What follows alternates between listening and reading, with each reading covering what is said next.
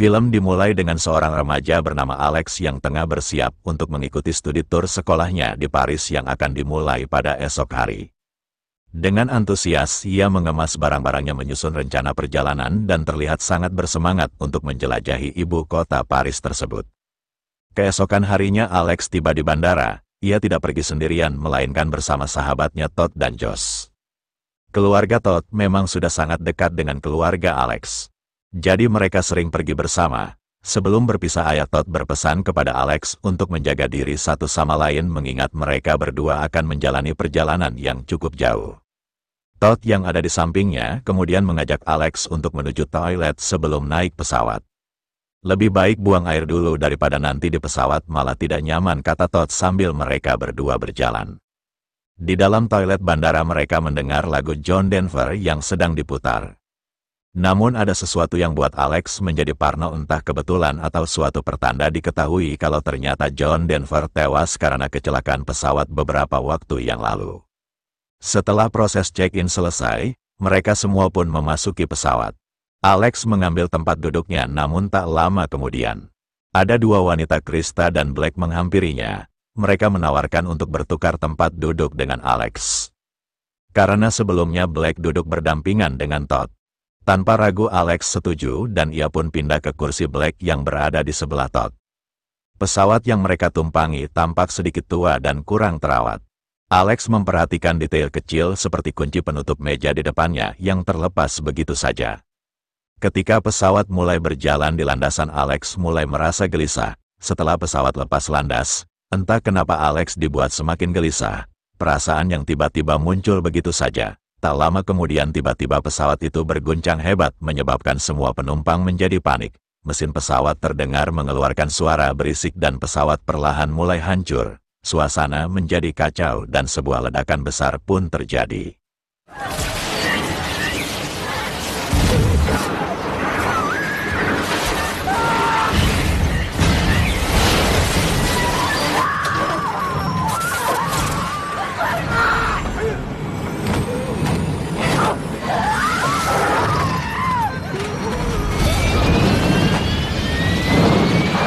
Tapi tiba-tiba Alex terbangun dengan terkejut dan ia menyadari bahwa semua itu hanyalah sebuah mimpi buruk saja.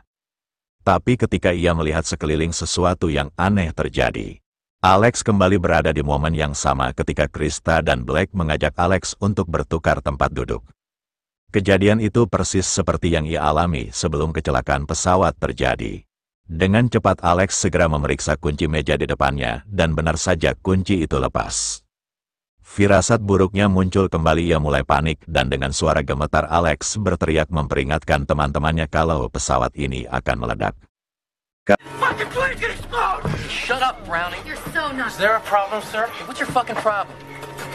Carter, teman sekelasnya yang duduk di sebelah, tampak kesal dengan tingkah laku Alex dan kejadian ini memicu keributan di dalam pesawat dan akhirnya mereka yang ribut semuanya dikeluarkan dari pesawat. Yang terlihat ada Alex, Carter, Terry, Todd, Nyonya Layton, guru Alex, dan Billy yang baru keluar dari toilet dan terpaksa ia ikut keluar setelah ia terdorong oleh keributan di dalam. Ada juga satu wanita yang ikut keluar yaitu Claire. Di luar pesawat ketegangan semakin meningkat meskipun Alex berusaha meyakinkan mereka bahwa pesawat itu akan meledak. Sebagian dari mereka masih tidak percaya, termasuk Carter yang masih marah karena tidak jadi ikut ke Paris. Suasana pun semakin memanas hingga perkelahian pun tak dapat dihindari. Namun keributan itu berakhir ketika ada ledakan besar yang terdengar dari pesawat yang akan mereka tumpangi.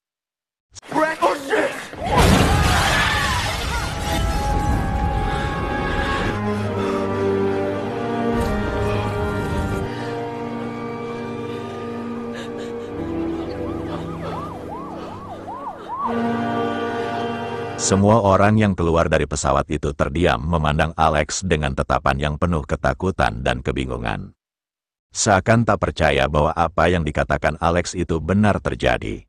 Setelah kejadian mengerikan itu, Alex dan yang lainnya diperiksa oleh agen FBI. Mereka diminta untuk menjelaskan kronologi peristiwa yang terjadi. Alex berusaha mengungkapkan apa yang sebenarnya terjadi di dalam pesawat. Ada satu keterangan yang buat kita teralihkan, yaitu wanita yang bernama Claire yang ikut keluar dari pesawat. Dia ikut keluar karena dia percaya dengan apa yang dikatakan oleh Alex tentang kecelakaan yang akan terjadi. Alex merasa semakin tertekan dan depresi setelah kejadian tersebut. Ia tidak bisa tidur selama berhari-hari terus memikirkan kejadian tragis itu. Apalagi kejadian itu menjadi salah satu tragedi kecelakaan pesawat paling banyak makan korban yang merenggut hampir 287 penumpang. Perasaan bersalah dan kecemasan menghantuinya membuatnya semakin sulit untuk menghadapi kenyataan. 1 bulan lebih berlalu setelah tragedi itu, di sekolah Alex mengadakan memorial untuk mengenang para murid dan guru yang tewas dalam kecelakaan itu. Suasana menjadi sangat emosional, namun yang paling mencolok adalah tatapan aneh yang diterima Alex dari teman-teman dan guru-gurunya. Bahkan Nyonya Layton gurunya menghindar dan tidak mau berbicara dengan Alex. Ia merasa takut seolah-olah Alex adalah orang yang membawa kematian bagi orang-orang sekitarnya.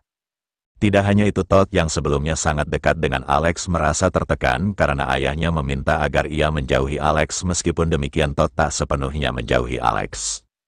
Mereka masih berteman baik, bahkan mereka berencana berlibur bersama agar bisa sedikit menghilangkan suasana mengerikan ini. Pada suatu malam saat Alex yang sedang berada di kamarnya membaca lebih banyak berita tentang kecelakaan pesawat yang masih membayangi pikirannya. Tiba-tiba seekor burung hantu muncul di jendela kamarnya dengan cepat. Alex yang merasa terkejut dan spontan melemparkan buku ke arah burung hantu itu. Berharap dia bisa mengusirnya, namun tak sengaja buku yang dilemparkannya mengenai kipas angin di kamar dan robek. Dan salah satu robekan buku itu jatuh tepat di depan Alex. Ketika ia melihat lebih dekat, Alex terkejut karena tulisan dirobekkan itu adalah nama Todd. Seperti sebuah pertanda sesuatu buruk mungkin akan menimpa kepada Todd. Di lain sisi, Todd yang sedang berada di kamar mandi. Di sana sesuatu yang aneh mulai terjadi. Air dari toilet yang bocor itu mengikuti langkah Todd mengalir terus-menerus kemanapun ia berjalan. Tanpa ia sadari, Todd melangkah di atas air yang mengenang dan tiba-tiba ia terpeleset masuk bak mandi. Lehernya terjerat tali jemuran hingga ia pun tewas karena lilitan tali jemuran.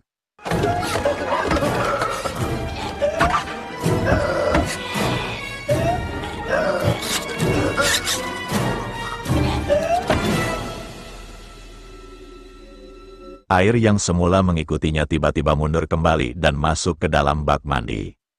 Seolah-olah ada sesuatu yang tak kelihatan yang mengendalikannya. Sementara itu kekhawatiran Alex semakin menjadi dan ia pun segera menuju ke rumah Todd. Sesampainya di sana ia terkejut melihat ambulans sudah terparkir di depan rumahnya. Hatinya pun merasa berat. Ayah Todd segera menghampiri Alex dengan tatapan penuh amarah. Sudah bukan rahasia lagi kalau Alex yang dirumorkan bisa melihat kematian. Ayahnya pun bertanya, "Tidakkah kau mendapatkan penglihatan tentang kematian Todd?" Ayah Todd pun mulai menyalahkan Alex, beranggapan bahwa kecelakaan pesawat yang menewaskan seluruh penumpang itu adalah kesalahan Alex. Kematian Todd diduga karena bundir karena Todd yang merasa bersalah atas kematian kakaknya, yaitu Josh. Alex kaget dan langsung membantah, tidak mungkin Todd melakukan itu. Tidak mungkin ia bundir. Jawabannya dengan tegas berusaha meyakinkan ayah Todd bahwa Todd bukanlah orang yang akan melakukan hal seperti itu. Tapi fakta di lapangan menunjukkan kalau kematian Todd menjurus kepada bundir. Keesokan harinya, Alex memutuskan untuk pergi ke rumah Claire. Ia merasa perlu untuk menanyakan langsung kepadanya kenapa dia ada di rumah Todd. Diketahui kalau Claire dan Alex sendiri sebenarnya bukan teman, hanya kebetulan mereka satu sekolahan saja. Bahkan di sekolah pun mereka jarang sekali saling menyapa. Di sini Claire mengungkapkan sesuatu yang membuat Alex cukup terkejut. Claire mengakui bahwa meskipun ia tidak memiliki penglihatan seperti Alex, tapi ada sesuatu yang membuatnya merasa terhubung dengan perasaan Alex. Terutama pada saat malam kecelakaan pesawat itu. Meskipun ia tidak tahu kenapa, entah mengapa perasaan Alex seolah merasuk ke dalam dirinya membuatnya merasa bahwa ia perlu berada di rumah Todd. Ia merasakan kekhawatiran yang sama seperti ada ikatan batin yang tak bisa ia jelaskan. Alex pun mencoba untuk memahami keadaan ini dan dia mulai memahami bahwa Todd mungkin merupakan titik awal dari semua kejadian aneh yang dialami mereka yang selamat dari kecelakaan pesawat. Ia merasa semakin terjerat dalam perasaan cemas bahwa apa yang terjadi pada Todd adalah sebuah pertanda tentang takdir mereka yang selamat. Malam itu mereka berdua mengunjungi rumah sakit tempat jasad Todd disimpan. Saat mereka mendekati jenazah Todd, Alex memperhatikan ada sesuatu yang mencurigakan pada leher Todd. Bekas cekikan kawat jelas terlihat. Alex yakin kalau ini bukan bundir, tapi Todd tewas akibat kecelakaan. Namun penjaga mayat itu justru menanggapi dengan serius, tidak ada yang namanya kecelakaan dalam kematian. Semua itu sudah bagian dari rancangan kematian yang akan membawa kita ke akhir hidup kita lagi. Alex menatap penjaga itu mencoba untuk memahaminya. Jika kematian itu adalah rancangan, lalu apakah kita bisa menghindarinya jika kita tahu tentang rancangan tersebut? Tanyanya dengan nada lembut. Penjaga itu menatap Alex lebih dalam seolah dia tahu apa yang sedang dialami oleh Alex. Dia pun berkata, "Kamu sudah menghindari kematian dengan keluar dari pesawat itu berkat penglihatan yang kamu miliki. Tetapi dengan kematian Todd, itu membuktikan bahwa kematian memiliki rencana baru untuk mereka yang selamat dari kecelakaan pesawat. Karena sebenarnya mereka yang selamat sudah ditakdirkan untuk mati dalam kecelakaan itu." Lanjut penjaga itu, "Sekarang kamu harus mencari tahu bagaimana dan kapan giliranmu tiba." Keesokan harinya, Alex dan Claire duduk di sebuah kafe berbicara tentang rancangan kematian yang sempat disampaikan oleh penjaga mayat tadi malam. Sambil menikmati singkir kopi, Alex mulai merenung tentang apa yang sebenarnya terjadi pada mereka yang selamat dari kecelakaan pesawat. Tanpa mereka sadari, Carter dan pacarnya Terry juga sedang berada di kafe yang sama. Melihat Alex dan Claire duduk bersama, Carter dan Terry langsung menghampiri mereka. Terry yang masih menyimpan dendam atas kejadian pesawat itu mulai marah dan akhirnya pertengkaran pun terjadi kembali. Situasi semakin memanas sehingga akhirnya Terry memutuskan untuk meninggalkan Carter. Namun saat dia berjalan keluar dari kafe, sebuah bis kencang dan menabrak Terry menyebabkan ia tewas di tempat. Semua yang ada di kafe itu terkejut dan syok dengan kejadian yang menimpa kepada Terry. Malam harinya, Alex kembali menonton berita tentang investigasi kecelakaan pesawat itu. Dalam tayangan investigasi itu, ia melihat percikan api yang menyebabkan kecelakaan pesawat tersebut. Dan setelah memperhatikan dengan seksama, ia menemukan sesuatu yang mencurigakan. Percikan api itu membentuk sebuah jalur yang berasal dari tempat duduk Todd. Ia mulai merasa cemas karena jalur ledakan itu terus mengarah dan selanjutnya menuju tempat duduknya Terry. Dan kenyataannya sekarang Terry pun sudah tewas dari semua rentetan itu. Alex mulai menyadari bahwa korban berikutnya mungkin adalah Nyonya Layton. Alex tidak tinggal diam, dia segera pergi menuju rumah Nyonya Layton. Mencari tahu sesuatu yang mungkin menjadi pemicu bahaya itu datang. Nyonya Layton yang melihat Alex dari jendela rumahnya merasa ketakutan dan segera menghubungi agen FBI untuk minta bantuan. Alex lalu memeriksa mobil Nyonya Layton mencoba mencari tahu apakah ada sesuatu yang bisa menjelaskan mengapa Nyonya Layton akan menjadi korban berikutnya. Tak lama setelah itu, agen FBI tiba dan minta Alex untuk ikut dengan mereka. Mereka membawanya ke kantor polisi untuk diinterogasi di sana. Alex mencoba menjelaskan bahwa ia yakin Nyonya Layton adalah orang berikutnya yang akan tewas. Alex menjelaskan pola rancangan kematian yang telah ia temukan. Bagaimana satu persatu orang yang selamat dari kecelakaan pesawat mulai meninggal dengan cara yang misterius. Polisi awalnya mencurigai Alex sebagai penyebab kecelakaan pesawat itu. Namun kecurigaan tersebut tidak mendasar. Alex mencoba menjelaskan kepada polisi rangkaian kematian demi kematian terus terjadi.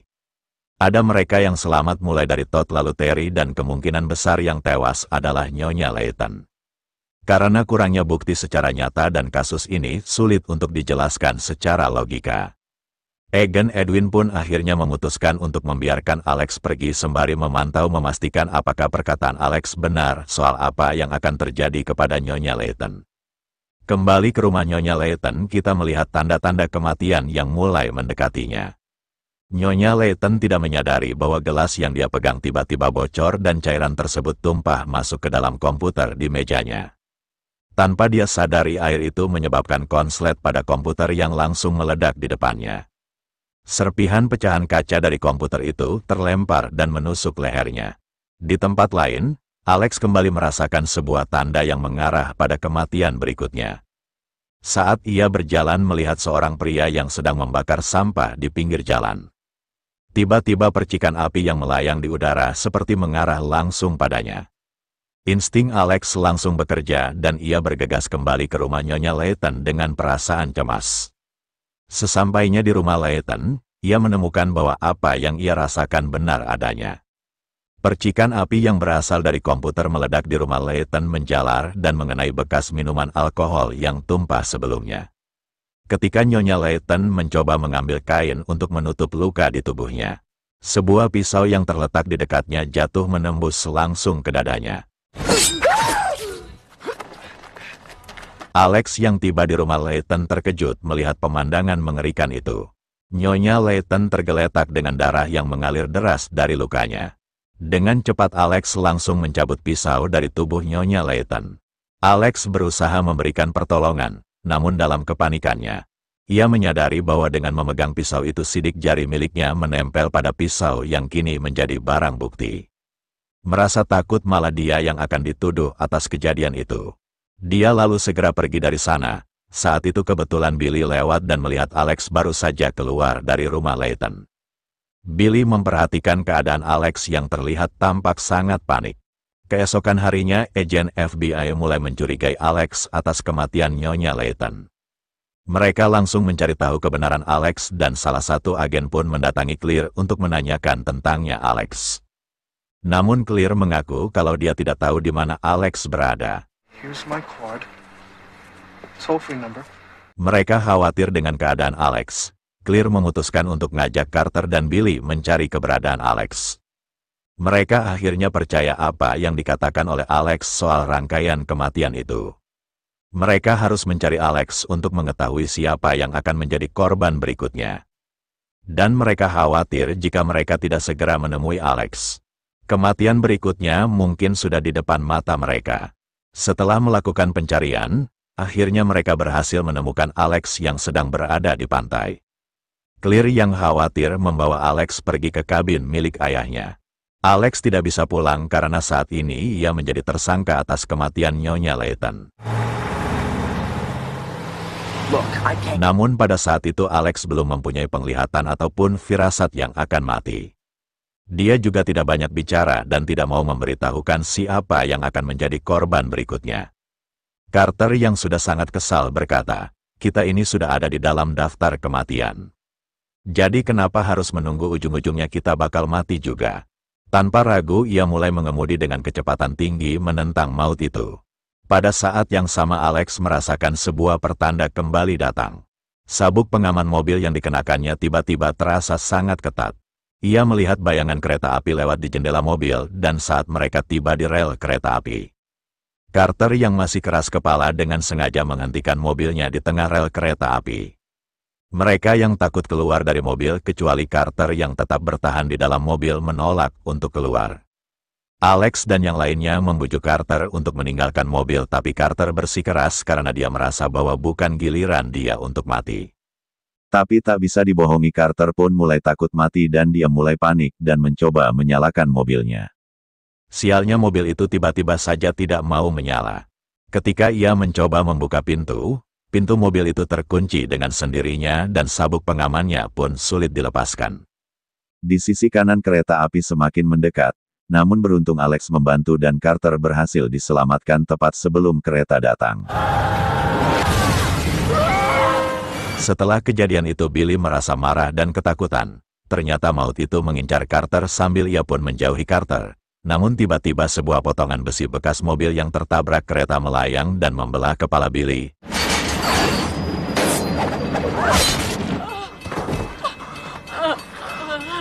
Semua yang ada di sana sangat terkejut dengan kematian Billy yang begitu tragis. Alex yang melihat kejadian itu berkata, memang seharusnya Carter yang tewas. Tapi karena Alex berhasil menyelamatkannya, maut itu berpindah ke orang yang akan mati berikutnya, yaitu Billy. Alex merasa bahwa ia berhasil mengelabui rancangan kematian dan berpikir bahwa jika mereka bisa mengidentifikasi tanda-tanda kematian yang akan datang, Mereka bisa menghindari kematian itu dan sekarang kalau menurut rangkaian maut itu. Kini giliran selanjutnya adalah Alex dan yang terakhir adalah Clear. Keesokan harinya di kabin milik ayah Clear, Alex bersiap-siap untuk menghadapi kematiannya.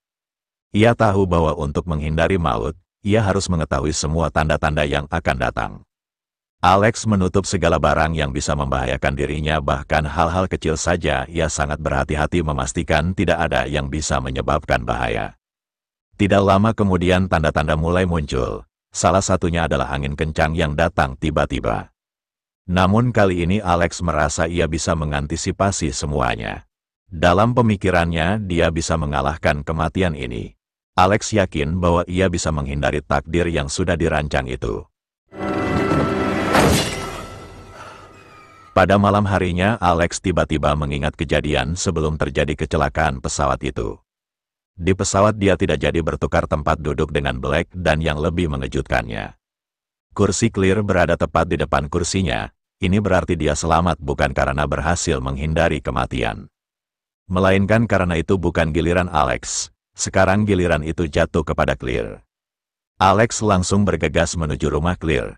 Sementara itu Clear yang berada di rumahnya berusaha keras untuk menghindari takdir. Ia masuk ke dalam mobil mencoba berlindung, namun ia tidak menyadari bahwa maut itu kini semakin dekat. Begitu Alex tiba, ia langsung berlari menuju Clear dan memperingatkannya untuk jangan menyentuh apapun. Listrik itu yang sudah menyebar ke area mobil, namun waktu yang semakin sempit ketika itu hampir meledak. Alex tanpa ragu, ia mengambil resiko besar dan menahan kabel listrik yang terhubung dengan mobil tersebut. Seketika sebuah ledakan terjadi membuat Alex pun terlempar dari tempatnya. Namun berkat pengorbanannya Clear berhasil diselamatkan.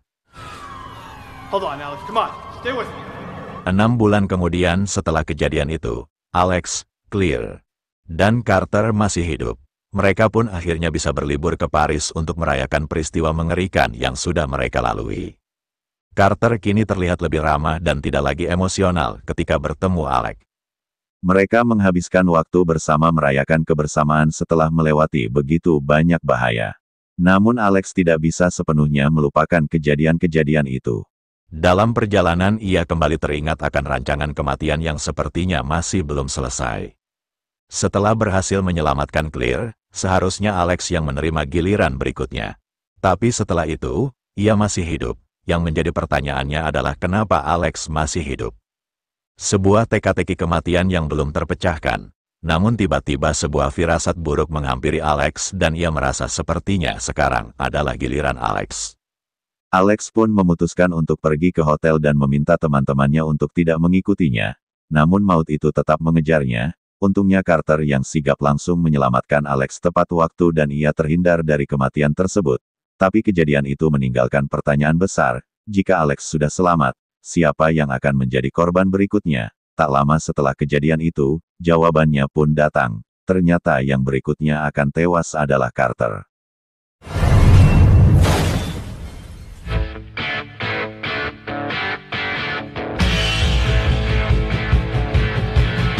Film dimulai seorang wanita yang bernama Kimberly. Di sini Kimberly sedang bersiap-siap untuk pergi berlibur bersama teman-temannya dan ketika dia baru saja pergi ayahnya melihat oli mobil yang dibawa oleh Kimberly yang bocor. Kimberly mulai memasuki jalan tol dan di mobil itu dia sudah bersama teman-temannya. Pada saat lampu merah Kimberly didatangi oleh seorang pengemis lalu kantong yang dibawa oleh pengemis ini bolong sehingga isinya semua tumpah. Tapi Kimberly dan teman-temannya tidak menghiraukan pengemis tersebut dan mereka hanya tertawa. Di radio mobilnya Kimberly mendengar berita tentang kecelakaan pesawat pada penerbangan 180 yang dinaiki Alex dan teman-temannya di Final Destination yang pertama. Tidak lama kemudian ayah Kimberly menelepon dan memberitahu kalau oli mesin mobilnya bocor. Tiba-tiba ada mobil pembawa kayu yang besar memotong mobil Kimberly. Kimberly berniat untuk stop dan mengecek oli mobilnya yang bocor, tetapi temannya Kimberly yang bernama Sauna malah terus menyuruh Kimberly untuk tetap berjalan dan dia mengatakan kalau mobilnya tidak apa-apa. Tiba-tiba rantai untuk menahan kayu yang ada di mobil besar tadi terlepas sehingga terjadi kecelakaan beruntun yang sangat fatal. Kimberly dan teman-temannya masih selamat, tapi tiba-tiba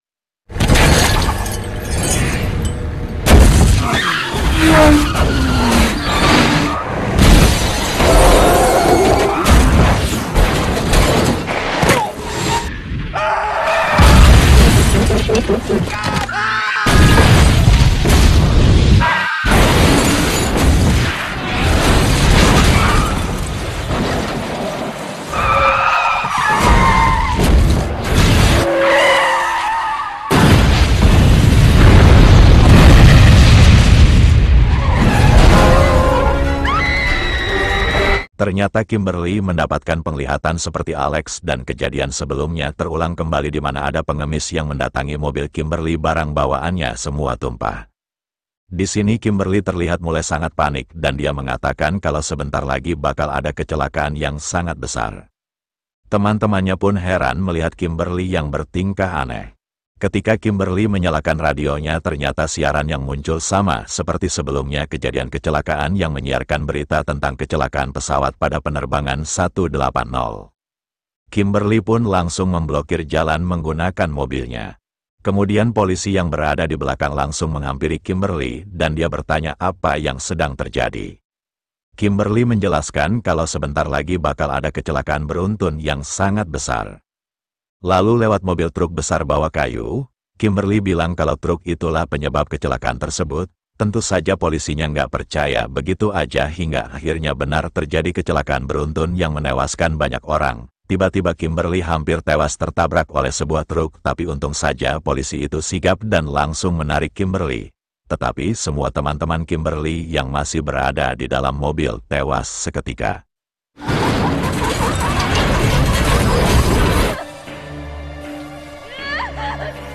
Kemudian mereka semua yang masih selamat dalam kecelakaan itu dibawa ke kantor polisi. Di sini yang selamat karena mobilnya dihadang oleh mobil Kimberly di jalan tadi. Ada Kimberly itu sendiri, ada polisi yang menyelamatkan Kimberly tadi bernama Thomas. Ada pengendara motor yang bernama Eugene, ada wanita kantoran yang bernama Kat. Ada ibu dan anak yang bernama Nora dan Tim. Ada pecandu narkoba bernama Roy. Ada orang yang baru saja memenangkan lotre bernama Evan dan ada wanita hamil yang bernama Isabel. Tapi Evan dan Isabel tidak ikut ke kantor polisi. Kimberly mengatakan kalau dia mendapatkan penglihatan persis seperti pria yang bernama Alex yang selamat dari kecelakaan pesawat pada penerbangan 180 dan kebetulan hari ini tepat 1 tahun setelah kejadian kecelakaan pesawat tersebut. Eugene menambahkan, apakah kalian sudah tahu kejadian setelah Alex dan teman-temannya yang berhasil selamat dari kecelakaan tersebut? Tidak lama dari itu satu persatu dari mereka mulai tewas dalam keadaan mengenaskan, jawab Eugene. Thomas menambahkan kalau dari mereka masih ada satu yang selamat, yaitu wanita yang bernama Claire, dan sekarang Claire berada di rumah sakit jiwa. Mungkin ada yang bertanya bagaimana kabar Alex karena Alex di final Destination pertama selamat. Tunggu aja nanti juga ketahuan. Kembali ke Kimberly, mereka semua yang selamat masih tidak percaya dengan semua omong kosong itu. Mereka menganggap berita itu hanya sebuah lelucon dan mereka semua pun pergi dari kantor polisi menuju ke rumah masing-masing. Kemudian kita diperlihatkan dengan Evan, orang yang baru saja mendapatkan keberuntungan memenangkan sebuah lotre. Di sini Evan baru saja pulang ke apartemennya. Terlihat Evan membeli banyak barang mewah seperti jam tangan dan sebuah cincin. Dia membuang bekas makanannya keluar jendela. Di sini Evan tidak sadar kalau makanannya kemasukan mainan kulkas. Ketika dipanaskan membuat microwave-nya meledak dan dia tidak sengaja menjatuhkan cincin barunya ke dalam lubang wastafel. Ketika Evan berusaha mengambil cincin tersebut, tangannya malah nyangkut. Kemudian makanan yang dia panaskan menjadi kepanasan sehingga menimbulkan api yang sangat besar. Dengan tangan yang masih tersangkut, Evan berusaha mematikan api tersebut dari jarak jauh. Tetapi bukannya mati, api itu malah menyebar dan makin membesar. Evan masih berusaha melepaskan tangannya yang tersangkut hingga pada akhirnya dia berhasil melepaskan tangannya dan dia langsung keluar dari apartemennya melalui jendela dan kemudian Evan berhasil keluar menggunakan tangga darurat.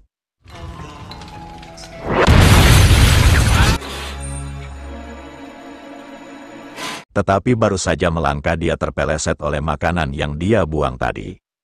Kemudian tangga darurat yang berada tepat di atasnya jatuh ke kepala Evan yang membuat dia tewas seketika. Kita beralih ke Thomas. Dia penasaran dengan cerita kecelakaan pesawat penerbangan 180. Kemudian dia mencari informasi tentang Alex dan ternyata si Alex sudah meninggal akibat tertimpa batu besar. Bagaimana kronologinya admin tidak tahu karena tidak ditampilkan di sini sama di film pertama. Kemudian mereka semua yang selamat dari kecelakaan tadi melihat berita tentang kematian Evan. Mereka semua terlihat panik dan sepertinya mulai berpikir apakah kutukan kematian itu memang benar-benar ada. Lalu Kimberly mencari tahu tentang keberadaan Clear. Karena dia satu-satunya orang yang masih selamat dan masih hidup dari kutukan kematian itu. Keesokan harinya Kimberly mendatangi Clear di rumah sakit jiwa. Sedikit informasi Clear masuk rumah sakit jiwa bukan karena dia gila, tetapi dia sengaja mendaftarkan dirinya masuk ke sana untuk mencari perlindungan agar tidak dikejar oleh kematian. Bahkan Clear memberikan syarat siapa saja yang mau bertemu dengannya harus melepas semua barang yang dia bawa seperti jam tangan, ikat pinggang, jepit rambut dan lain-lain, untuk meminimalisir ancaman kematian yang akan datang kepadanya. Ketika sudah bertemu dengan Clear, Kimberly langsung menceritakan semuanya kalau dia mendapatkan penglihatan seperti temanya Alex. Sebelum kecelakaan terjadi, kemudian Clear menjawab mereka semua pasti akan mati. Dia menjelaskan kalau orang yang selamat dari kecelakaan pesawat tersebut tewas secara berurutan sesuai takdir yang sudah mereka dapat. Tetapi Kimberly mengatakan hal itu tidak masuk akal dalam penglihatannya dia bersama teman-temannya tewas terakhir. Tetapi setelah kecelakaan itu terjadi yang tewas duluan malah teman-temannya dan harusnya di sana Kimberly juga sudah tewas tetapi diselamatkan oleh polisi yang bernama Thomas. Kita bisa tahu dalam kasus Kimberly memiliki rancangan kematian yang baru di mana urutan kematiannya terbalik dari penglihatan Kimberly. Kemudian Kimberly meminta bantuan kepada Clear karena dia merasa Clear bisa mengalahkan kematian tersebut. Kimberly keliru. Clear menjelaskan mengalahkan kematian gimana, justru dia masuk rumah sakit jiwa untuk menghindari kematian. Kalau Kimberly mau selamat dari kematian dia juga harus mengurung dirinya seperti apa yang dilakukan oleh Clear dan Clear langsung mengusir Kimberly pergi dari sana. Di sisi Thomas, dia sudah berada di rumah Kimberly dan sepertinya di sini dia percaya dengan kutukan kematian tersebut. Lalu Kimberly kembali mendapatkan penglihatan kalau ada sekumpulan burung merpati terbang ke arahnya. Tapi Thomas tidak melihat apa-apa. Kimberly yang sudah tahu urutan kematiannya terbalik, berarti setelah si Evan yang akan tewas adalah Nora dan anaknya Tim dan kemungkinan mereka akan tewas karena burung merpati. Mereka pun langsung bergegas menghampiri Nora dan Tim. Sin pindah sama Nora dan Tim yang sedang berada di klinik gigi untuk mengobati giginya Tim. Kita mulai bisa melihat beberapa tanda yang datang di mana ada sekumpulan burung merpati yang menabrakkan diri ke kaca klinik tersebut. Ketika mereka sudah selesai dan keluar dari klinik itu, di sana ada Thomas dan Kimberly yang berteriak tentang burung merpati. Kemudian Tim yang melihat banyak burung merpati di depannya, dia malah menghampiri burung merpati itu. Hal itu membuat si burung beterbangan membuat pekerja proyek tidak sengaja menekan tombol pada alatnya sehingga melepaskan kaca yang besar di atas Tim dan menimpanya hingga dia tewas.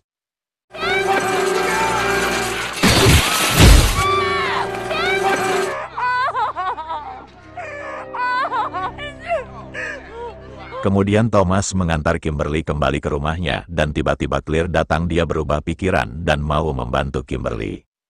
Lalu Clear mengajak mereka berdua untuk bertemu dengan seseorang dan orang itu adalah pengurus mayat di film Final Destination yang pertama.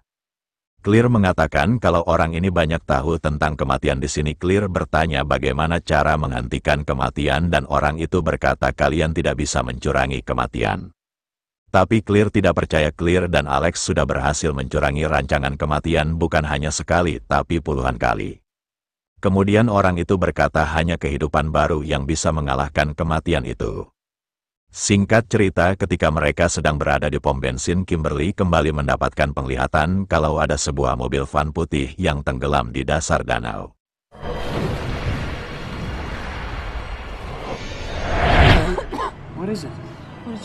Kemudian Thomas mengingat sesuatu ketika di lokasi kecelakaan, ada wanita hamil yang membawa van berwarna putih. Lalu Clear mengingat perkataan orang yang mengurus mayat tadi, dia mengatakan hanya kehidupan baru yang bisa mengalahkan kematian itu.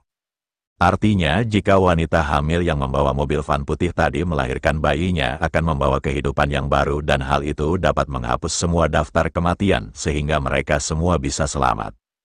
Kemudian mereka berencana untuk mencari wanita hamil itu dan melindunginya agar dia tetap hidup sampai dia bisa melahirkan bayinya.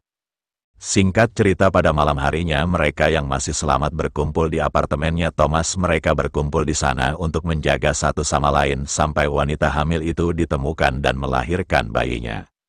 Di sini Nora sudah terlihat pasrah kalau memang yang selanjutnya akan tewas adalah dirinya. Dia pun pergi dari sana dan membuat rencana pemakaman untuk anaknya si Tim. Lalu Eugene juga ingin ikutan keluar. Kimberly sudah mencoba melarangnya untuk keluar, tapi Eugene ini masih nggak percaya tentang daftar kematian itu. Ia pun seperti tidak peduli. Nora dan Eugene pergi dari sana dan mulai memasuki lift, dan di dalam lift itu terlihat ada seorang pria tua yang membawa tangan manekin yang memiliki pengait. Di dalam apartemen Thomas, Kimberly mendapatkan sebuah tanda. Dia melihat bayangan orang yang memiliki tangan pengait. Mereka pun langsung bergegas menghampiri Nora dan berusaha menghubunginya. Thomas mengatakan orang dengan pengait akan membunuhnya di sini. Nora yang ketakutan, dia pun langsung berlari dan tidak sengaja rambutnya tersangkut di tangan manekin yang memiliki pengait.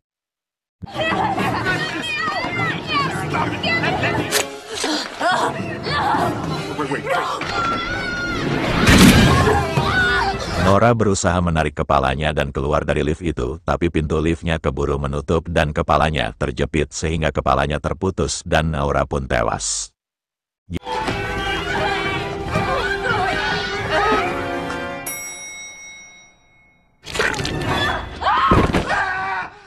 Eugene melihat langsung kematian Nora. Dia mulai panik dan kembali ke apartemen Thomas. Dia pun mengambil pistol milik Thomas dan berniat untuk mengakhiri hidupnya, tapi anehnya pistol itu malah macet dan tidak mau menembak. Padahal ketika dicek peluru di pistol itu masih penuh dan Clear menjelaskan Eugene tidak mati karena sekarang belum gilirannya. Kemudian Thomas mendapatkan kabar dari rekannya kalau wanita hamil yang membawa van putih sudah berhasil ditemukan. Rekan-rekan Thomas sudah aman. Wanita hamil dia kurang dalam sel penjara dan mereka semua bergegas pergi menuju ke wanita hamil itu. Tapi di dalam penjara air ketuban pada wanita hamil itu pecah dan dia segera akan melahirkan bayinya. Rekannya Thomas langsung membawa wanita itu ke rumah sakit untuk menjalani persalinan. Di tengah perjalanan tiba-tiba mobil rombongan Kimberly bannya bocor sehingga mereka mengalami kecelakaan.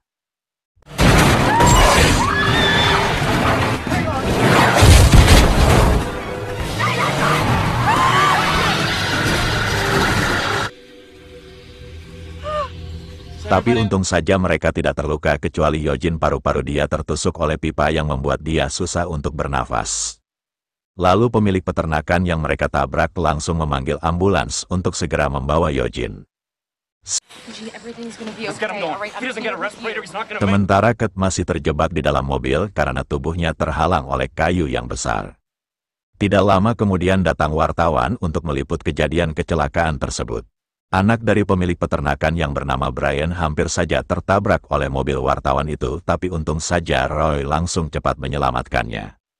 Bisa kita lihat ketika mobil wartawan itu parkir, mobil itu tidak sengaja menabrak batu yang ada di bawahnya sehingga membuat tangki bensinnya bocor dan mengalir ke sebuah pipa. Kembali sama Kate yang masih terjebak di dalam mobil. Di sini petugas pemadam kebakaran sudah datang untuk membantu Kate keluar dari mobil itu.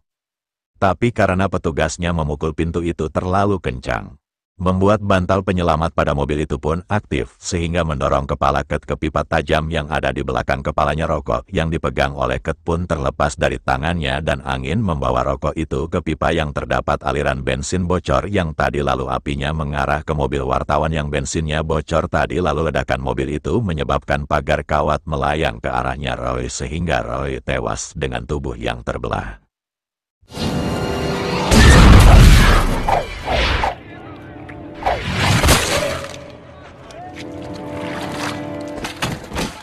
Kemudian Kimberly, Thomas dan Clear langsung bergegas menuju ke rumah sakit menggunakan mobil pemilik peternakan itu. Di jalan Kimberly kembali mendapatkan penglihatan. Di dalam penglihatannya dia melihat dokter dengan nama Celorjiha. Mereka menganggap kalau dokter yang bernama Celorjiha itulah yang menyebabkan Isabella atau wanita hamil tadi bisa tewas. Sedangkan Yojin yang sedang dirawat di rumah sakit, ia merasakan kalau kematian mulai datang kepadanya di mana alat oksigen untuk membantunya bernafas itu tiba-tiba lepas sendiri yang membuat Yojin tidak bisa bernafas, ditambah saluran udara juga nutup sendiri. Kimberly dan Thomas yang sudah sampai di rumah sakit langsung mencari dokter yang bernama Chelorjiha. Sedangkan Clear akan mencari keberadaan Yojin. Ketika Kimberly dan Thomas sudah berhasil menemukan dokter Chelorjiha, Thomas pun langsung melarang dokter itu untuk masuk ke dalam ruang persalinan dan Isabella berhasil melahirkan bayinya. Kimberly dan Thomas terlihat sangat senang karena dengan lahirnya bayi itu mereka semua terlepas dari daftar kematian. Lalu mereka bertemu dengan Clear yang masih mencari keberadaan Yojin dan di sini Kimberly memberitahu Clear kalau bayinya sudah lahir, tapi tiba-tiba Kimberly kembali mendapatkan penglihatan dan ternyata Isabella atau wanita hamil tadi tidak ditakdirkan tewas dalam kecelakaan beruntun tersebut. Itu artinya Isabella bukan bagian dari daftar kematian dan walaupun bayinya sudah lahir dan memberi kehidupan baru itu tidak berpengaruh apa-apa terhadap orang yang ada di daftar kematian. Lalu Thomas bertanya kalau bukan Isabella, berarti siapa orang yang membawa mobil van putih dalam penglihatan Kimberly tersebut. Kemudian Kimberly kembali mendapatkan penglihatan tentang mobil van putih yang terjun masuk ke dalam danau tersebut dan orang yang membawa mobil van itu terdapat luka di tangannya. Kemudian mereka pun kembali bergegas mencari keberadaan Yojin. Clear pun berhasil menemukan ruangan Yojin. Ketika Clear mau buka pintu ruangan Yojin yang dipenuhi oksigen di dalamnya, lalu menyambar listrik sehingga terjadi ledakan yang besar yang membuat Yojin dan Clear tewas seketika.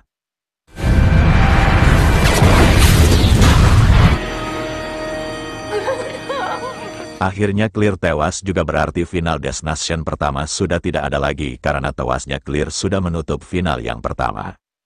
Karena orang yang selamat dari ledakan pesawat 180 sudah tewas semua.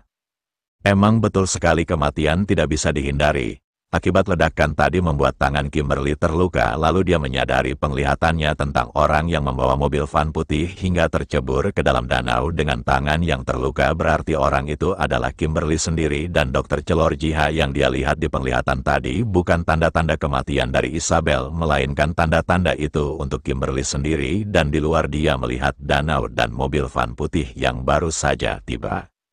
Dia baru menyadari takdir kehidupan baru di mana Kimberly harus tewas terlebih dahulu kemudian dia dihidupkan kembali dan hal itu akan menciptakan kehidupan yang baru dan akan menghapus semua daftar kematian. Kimberly menyuruh Thomas untuk memanggil dokter Chelorjiha. Setelah Thomas pergi, Kimberly langsung menceburkan dirinya bersama mobil van putih itu ke dalam danau berniat untuk bundir. Thomas melihat itu langsung melompat ke danau untuk selamatkan Kimberly.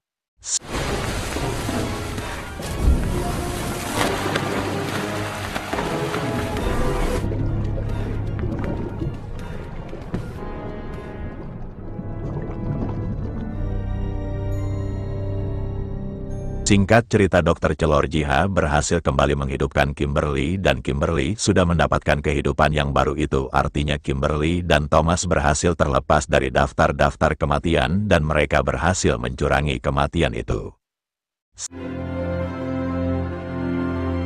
Singkat cerita, setelah beberapa bulan berlalu, Kimberly, ayahnya dan Thomas diundang makan bersama oleh orang yang memiliki peternakan yang mereka tabrak sebelumnya.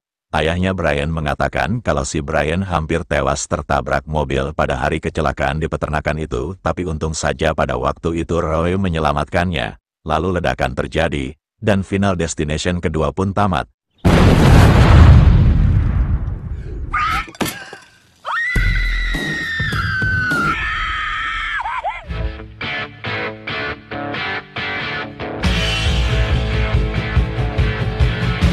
Film diawali diperlihatkan dengan seorang wanita yang bernama Wendy. Di sini Wendy bersama teman-temannya pergi ke pasar malam merayakan kelulusan sekolah mereka.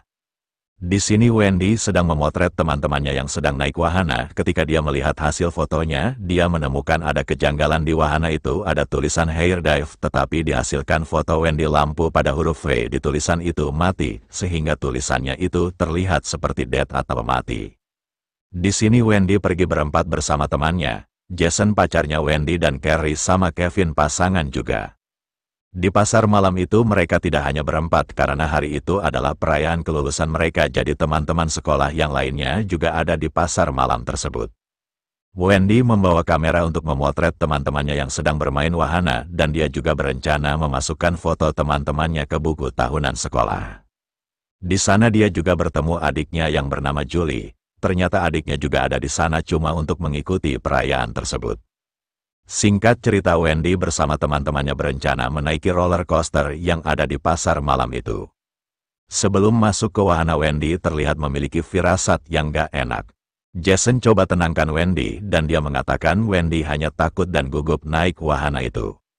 Mereka mendapatkan gerbang pertama yaitu di posisi paling depan, tapi Wendy tidak mau duduk di paling depan sedangkan teman-teman yang lainnya ingin duduk di posisi paling depan karena posisi depan itu merupakan posisi yang paling seru.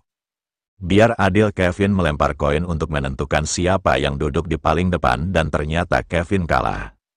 Terpaksa dia duduk di bagian belakang untuk menemani Wendy. Untuk sementara mereka bertukar pacar, Kevin dan Wendy masuk ke gerbang nomor 6. Tiba-tiba ada temannya yang bernama Frankie terobos masuk ke tempat duduk mereka. Frankie ini adalah pria cabul, dia sengaja duduk di tempat duduk Wendy biar bisa merekam dua cewek yang ada di depannya.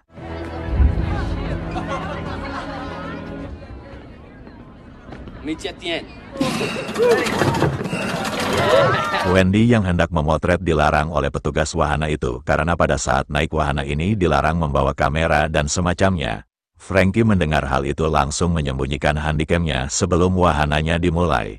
Kevin tidak sengaja menyentuh permen karet bekas yang ada di kursinya. Kemudian roller coaster itu pun berjalan dan ketika mereka menempuh kecepatan yang tinggi, kecelakaan pun terjadi yang disebabkan oleh handycam yang dibawa oleh Frankie jatuh dan tersangkut di relnya.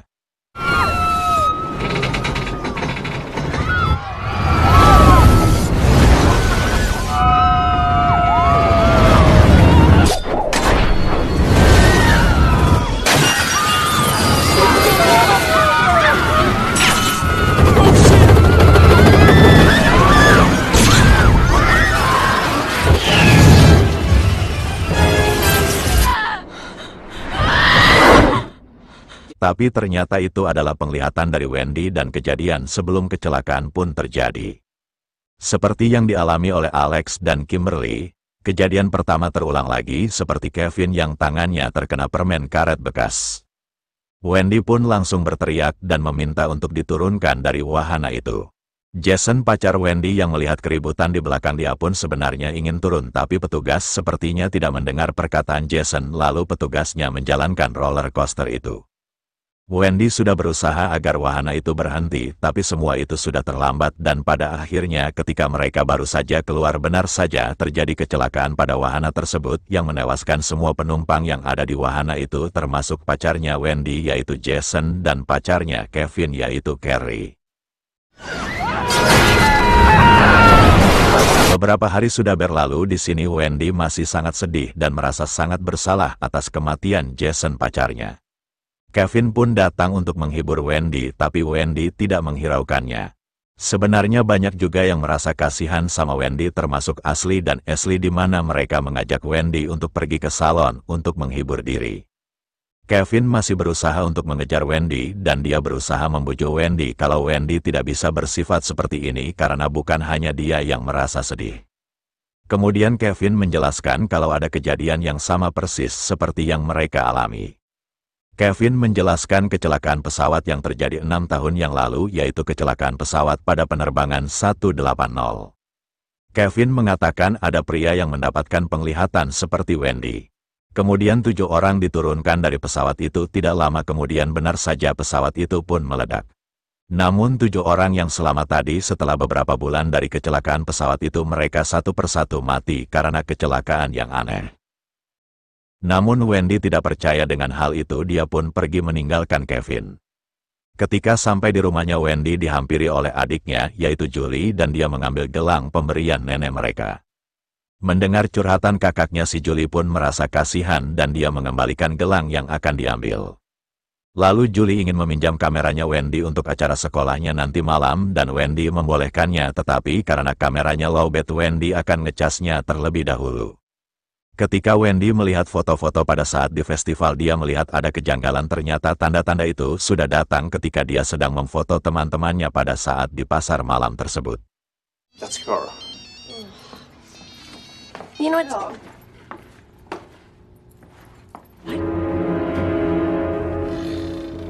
Hingga akhirnya dia melihat ada keanehan pada foto asli dan Ashley terlihat di foto kedua wanita ini seperti ada cahaya merah atau api yang menyala-nyala seolah-olah mereka seperti sedang terbakar. Ketika Wendy merasakan firasat yang tidak enak tentang Ashley dan Ashley, Wendy pun mencoba menghubungi mereka dengan nomor teleponnya sebelumnya mereka kasih kepada Wendy. Tapi mereka tidak mendengar panggilan telepon dari Wendy dikarenakan mereka berdua ini sedang berjemur di dalam sinar UV pada sebuah salon. Tidak lama kemudian benar saja kematian pun menghampiri mereka dari minuman yang mereka bawa. Esnya mencair dan masuk ke alat sinar UV tersebut yang membuat alatnya error dan suhu panas pada alat itu perlahan naik sendiri. Ketika mereka mulai kepanasan, mereka pun ingin keluar dari alat itu, tetapi ketika mereka tidak bisa keluar karena papan yang berada di atas mereka jatuh dan mengganjal alat tersebut sehingga mereka berdua tewas terpanggang hidup-hidup di dalam alat itu. Hello? And thanks again for the invite.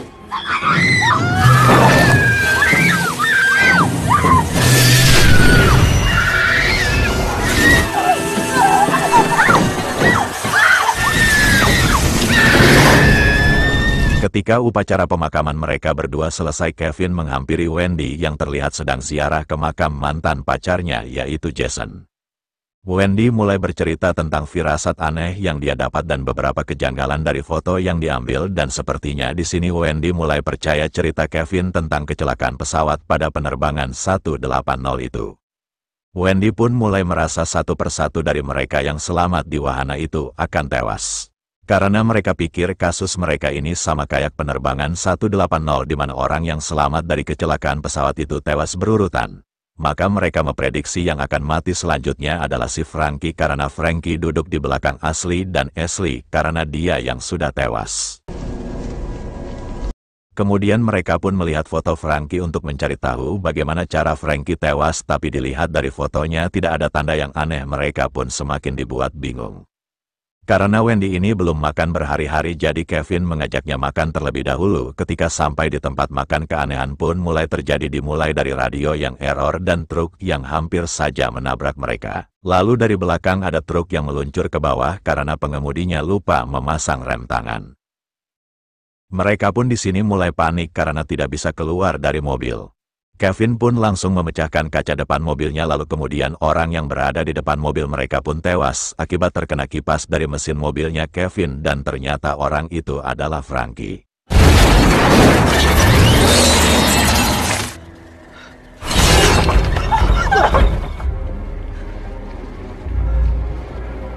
Mereka pun terlihat shock dan makin yakin dengan kutukan kematian itu. Lalu mereka pun mencari tahu siapa yang akan mati berikutnya berdasarkan urutan dari tempat duduk. Ketika mereka melihat fotonya, ternyata di belakang Frankie ada Louis, setelah Louis ada Diane dan Erin, dan di sini Wendy juga menemukan foto tanda kematian dari Frankie. Di foto itu, di belakang kepala Frankie ada sebuah kipas dan foto itu menunjukkan bagaimana cara Frankie tewas. Kemudian mereka pun mencari foto Louis. Di foto Louis mereka menemukan patung boneka memegang dua pedang besar. Ketika sudah mendapatkan petunjuk, mereka pun bersiap-siap untuk menemui Louis.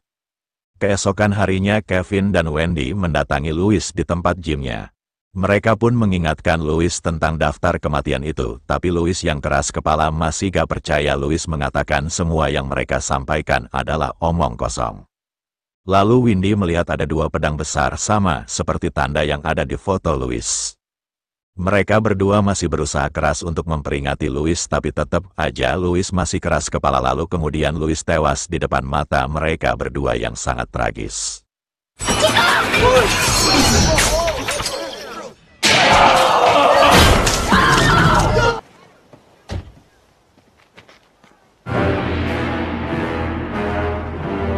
Di mana kepalanya hancur dari alat pemberat yang gunakan.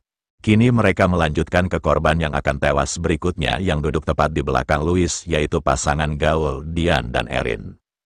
Singkat cerita, pada malam hari mereka pun menghampiri tempat kerja Diane dan Erin. Kevin dan Wendy pun kembali mengingatkan dua sejoli ini. Tetap aja mereka juga keras kepala dan mereka tidak mempercayai apa yang disampaikan Wendy dan Kevin. Lalu kejadian aneh pun mulai terjadi. Wendy sambil melihat foto Diane dan Erin pada saat di wahana untuk mencari tanda atau cara kematian mereka. Di sini Wendy menyadari sesuatu dari foto Diane dan Erin. Dia melihat di atas mereka berdua ada tulisan kill yang memberi tanda kalau kematian mereka akan datang dari atas dan tiba-tiba.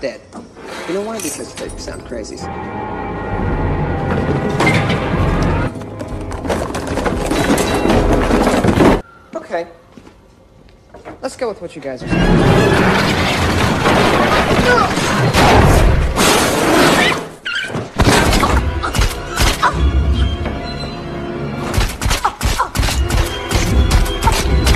Kevin berhasil menyelamatkan Diane, tapi tidak dengan Erin. Dia tewas dengan kepala tertembak paku di kepalanya. Diane sangat syok ketika melihat pacarnya tewas dengan cara yang mengenaskan. Diane pun melaporkan Kevin dan Wendy ke polisi, tetapi mereka berdua dibebaskan karena tidak ada bukti pembunuhan. Lalu mereka pun kembali berpikir siapa yang duduk di belakang Diane dan Erin, tapi mereka masih belum mengetahuinya karena fotonya tidak terlalu jelas. Ketika Wendy sedang tidur di depan komputernya, tiba-tiba Julie datang ke kamarnya Wendy untuk mengambil gelang yang diwariskan oleh nenek mereka. Ketika Wendy terbangun, dia baru menyadari di foto itu ada tangan yang memiliki gelang yang sama seperti yang diberikan oleh nenek mereka, dan ternyata yang duduk di belakang Diane dan Erin adalah Julie, adiknya Wendy. Wendy tahu kalau Julie akan pergi ke perayaan festival kembang api dan dia pun langsung menghubungi Kevin untuk membantunya, dan kebetulan Kevin juga sedang berada di perayaan itu yang bertugas sebagai keamanan dan Wendy pun akan segera menyusul ke sana. Tapi sebelum itu Kevin ingin melihat foto tanda kematian dari dirinya karena setelah Julie gilirannya adalah Kevin dan Wendy, jadi Kevin ingin bersiap-siap jika memang sudah gilirannya. Dia bisa melihat tanda-tanda yang akan datang dilihat dari fotonya. Kevin memprediksi kalau dia akan tewas karena sebuah kembang api. Sedangkan di foto Wendy tidak terlihat aneh sama sekali, hanya wajah mantannya yaitu Jason yang keblur. Tapi dia baru menyadari kalau dia menggunakan pakaian yang bertuliskan McKinley, dan jika kalian belum tahu tulisannya Kinley sama seperti dengan nama kepanjangan Diane yaitu Diane McKinley. Di tempat festival Kevin dan Wendy masih berusaha untuk mencari keberadaan Julie, tapi Julie yang risih selalu dikejar. Dia pun selalu menghindar dan lari-larian di sana. Hingga pada akhirnya keanehan pun mulai terjadi, tiba-tiba kuda dari sana lepas dan talinya menyeret Julie. Julie hampir tewas tertusuk besi, tapi untung saja Kevin langsung sigap memotong talinya dan dia pun berhasil menyelamatkan Julie.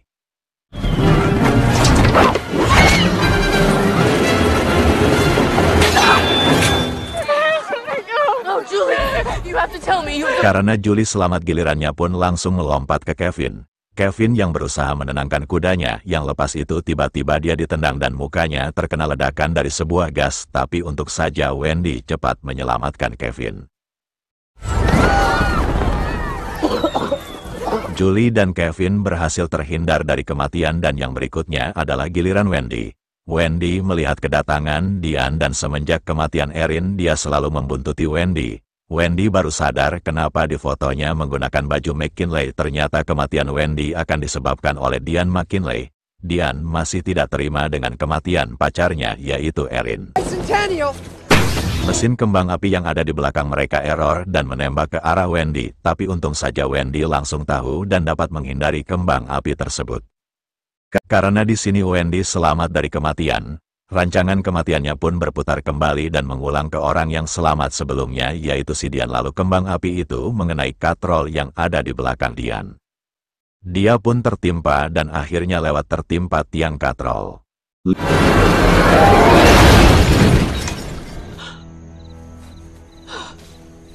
5 bulan kemudian Wendy, Julie dan Kevin terlihat baik-baik saja dan sepertinya selama 5 bulan itu mereka tidak mendapatkan teror kematian lagi.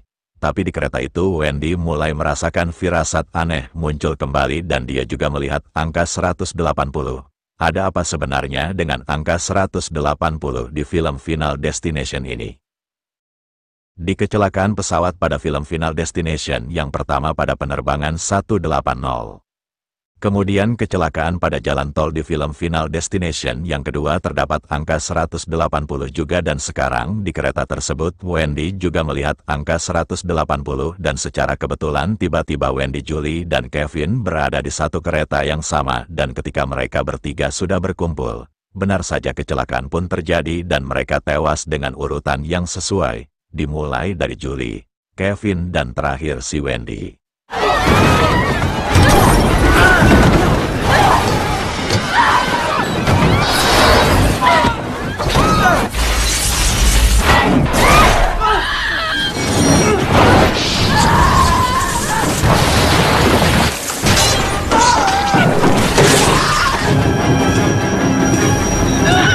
Ternyata Wendy kembali mendapatkan penglihatan dan dia mengatakan kereta apinya sebentar lagi akan mengalami kecelakaan dan filmnya pun selesai. We're gonna get out!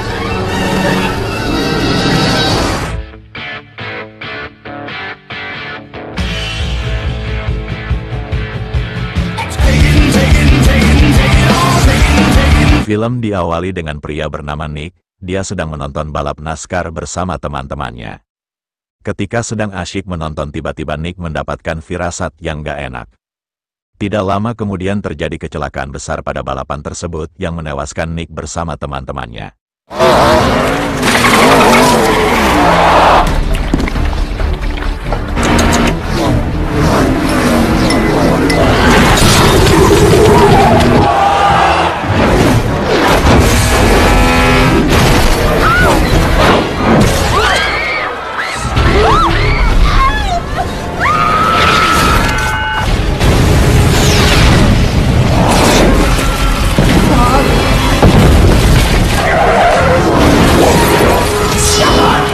Seperti biasa di film Final Destination tentu saja itu hanya penglihatan yang didapat oleh Nick.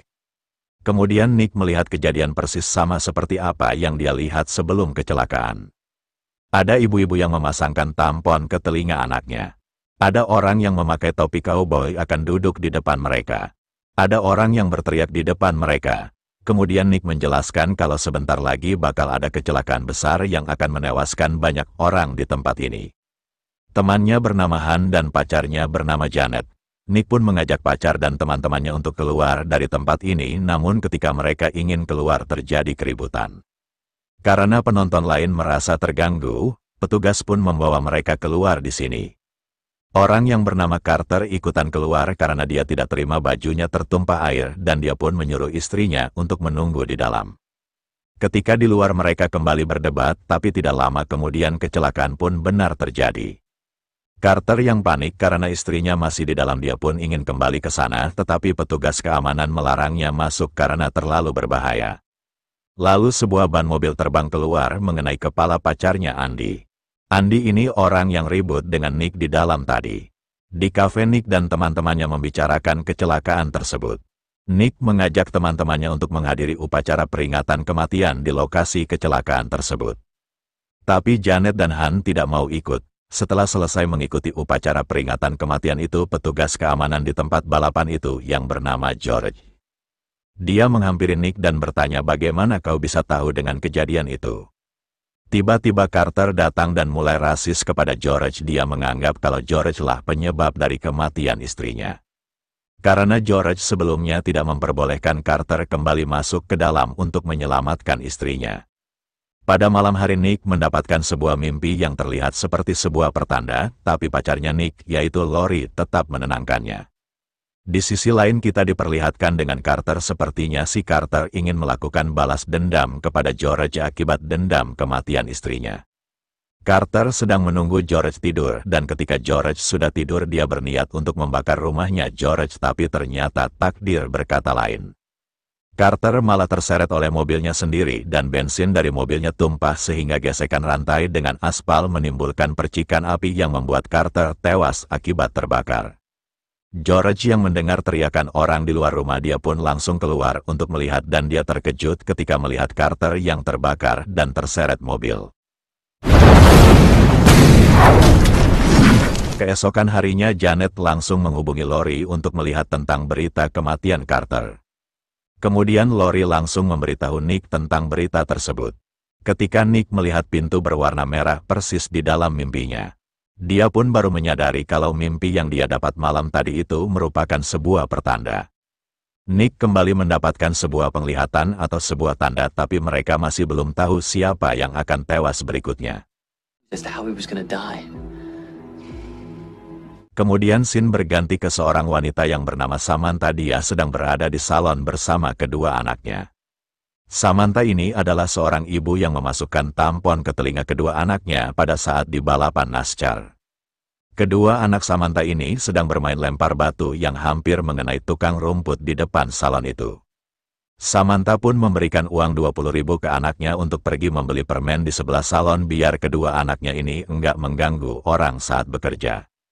Sementara Samantha masuk ke salon untuk merawat rambutnya.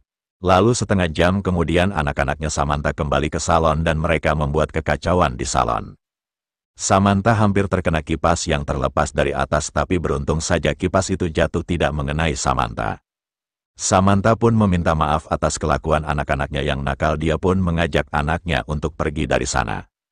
Baru saja dia membuka pintu, batu yang dilempar anaknya tadi tidak sengaja terkena mesin pemotong rumput hingga batu itu pun terlempar menembus ke matanya lalu tewas. Kemudian Nick yang mengetahui kematian Samantha, dia pun meminta kedua temannya yaitu Han dan Janet untuk berkumpul. Nick menjelaskan kalau penglihatan yang dia dapat itu merupakan pertanda dari kematian seseorang dan penglihatan itu memberitahu penyebab atau bagaimana cara dari orang itu akan tewas. Tapi Janet dan Han tetap tidak percaya dengan perkataan Nick. Lori coba membantu menjelaskan kalau dia dan Nick sudah mencari bukti-bukti dari internet. Lori menjelaskan di internet mereka menemukan kejadian yang sama seperti yang mereka alami sekarang. Tentang peristiwa kecelakaan pesawat pada penerbangan 180. Kecelakaan beruntun di sebuah jalan tol dan kecelakaan di wahana roller coaster, dan ketiga peristiwa itu kejadiannya sama seperti yang mereka alami sekarang. Di mana ada orang yang mendapatkan penglihatan dan orang yang mendapatkan penglihatan itu menyelamatkan beberapa orang lain dari sebuah kecelakaan, lalu tidak lama kemudian satu persatu orang yang selamat itu tewas dengan kecelakaan yang aneh sesuai urutan dari penglihatan yang orang itu dapat. Mendengar itu Janet dan Han sepertinya sedikit percaya dengan perkataan Nick. Kemudian Han dan Janet pergi dari sana dan Han berkata, jika yang kalian katakan itu benar maka aku akan bersenang-senang dan menikmati setiap detik dari hidupku yang tersisa. Kemudian Nick kembali mendapatkan penglihatan, tapi Nick tidak tahu siapa yang akan mati selanjutnya. Dia pun berencana untuk pergi ke arena balapan tersebut untuk mengetahui urutan kematian mereka. Kalau dia sudah mengetahui urutannya dia pun bisa menyelamatkan orang tersebut. Ketika di sana Nick tetap sulit untuk mengetahui urutannya. Lalu Josh pun datang dan menegur mereka karena mereka menyelinap masuk secara diam-diam. Nick menjelaskan mereka masuk ke sini hanya untuk menyelidiki dan mengetahui siapa yang akan tewas berikutnya. Kemudian Josh mengajak mereka masuk ke kantornya untuk mengecek CCTV pada saat kejadian itu terjadi. Mereka pun mendapatkan petunjuk dan Nick mengingat sesuatu kalau yang akan tewas berikutnya adalah Andy. Where he works. And that's when you die. Keesokan harinya mereka bertiga pun langsung menghampiri tempat kerja Andy dan mereka mengingatkan Andy tentang kematian tersebut. Awalnya Andy ini enggak percaya dan dia mengatakan jika sudah takdirnya mati maka itu akan terjadi, dan tiba-tiba setelah kematian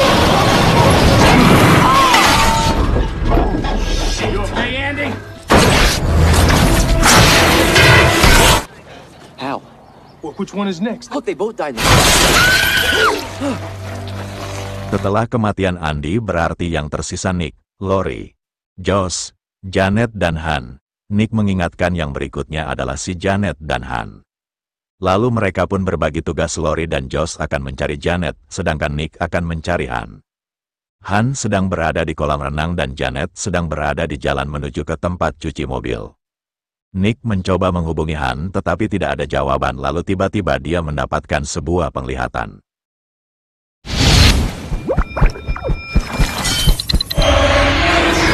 This is Hunt. You know what to do. Nick langsung mengirimkan pesan suara kepada Han dan dia berpesan kepada Han untuk menjauh dari air. Di sisi Han, dia mendengar pesan suara dari Nick. Han berada di pinggir kolam renang ingin membuka pesan suara dari Nick sambil jalan di tepi kolam. Tiba-tiba bocil yang menembakkan air ke arah Han yang membuat HP-nya error dan rusak. Di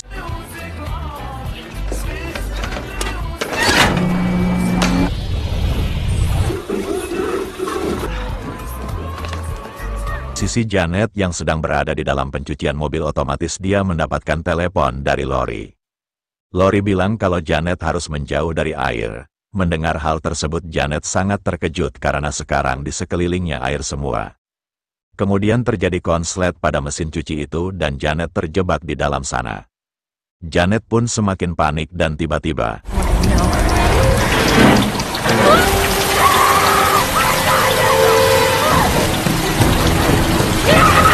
kembali lagi ke Han. Di sini Han tidak sengaja menjatuhkan koin keberuntungannya. Ketika dia ingin mengambil koin tersebut, tubuhnya pun tersedot sama pembuangan air. Sedangkan Janet yang berhasil mengeluarkan kepalanya di atas mobil, tiba-tiba mesin cuci itu kembali menyala dan ketika kepalanya hampir hancur karena mesin itu. Untung saja Lori dan Josh datang tepat waktu dan mereka berhasil menyelamatkan Janet.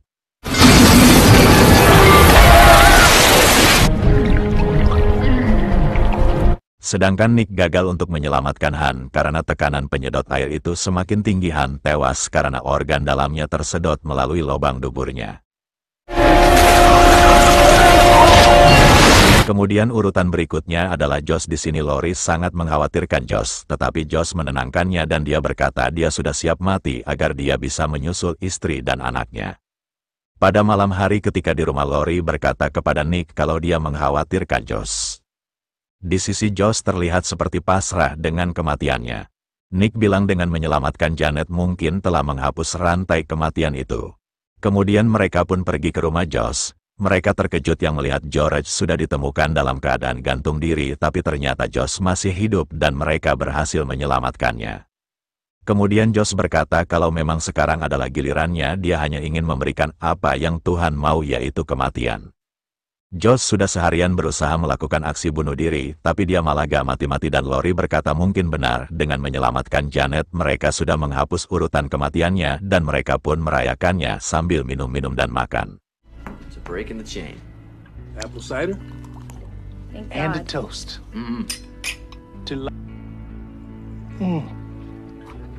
Beberapa hari berlalu, Lori yang sedang berada di mall menelepon Nick untuk mengajaknya nonton sebuah film.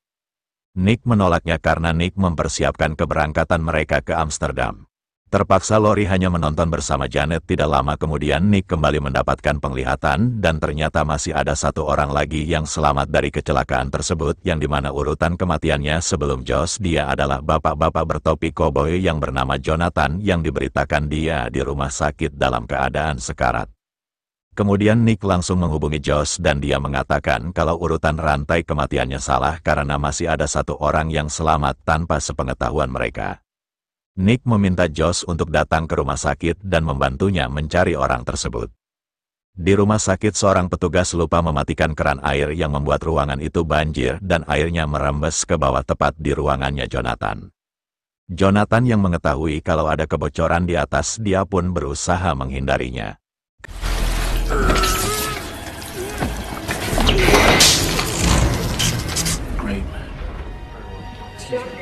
Ketika Nick dan Josh sudah berhasil menemukan Jonathan, tetapi mereka terlambat. Wadah air yang berada tepat di atas Jonathan jatuh dan menimpanya hingga tewas. Kemudian Nick dan Josh berencana menemui Lori dan Janet, tapi tiba-tiba Josh tertabrak mobil ambulans karena memang giliran Josh berikutnya. Nick pun langsung pergi ke mall untuk menyusul Lori dan Janet. Kemudian Nick kembali mendapatkan penglihatan di mana Lori dan Janet akan tewas ketika mereka sedang menonton bioskop, dan ketika menonton Lori juga merasakan firasat yang gak enak. Dia merasa kalau rantai kematian itu belum berakhir. Ketika Nick berhasil menemukan Lori dan Janet, dia pun mengajak mereka untuk keluar dari sana karena sebentar lagi akan ada ledakan yang besar. Tapi Janet tidak mau keluar dari sana, dia merasa rantai kematiannya sudah berakhir. Tidak lama kemudian benar saja terjadi ledakan besar yang menewaskan Janet detik itu juga.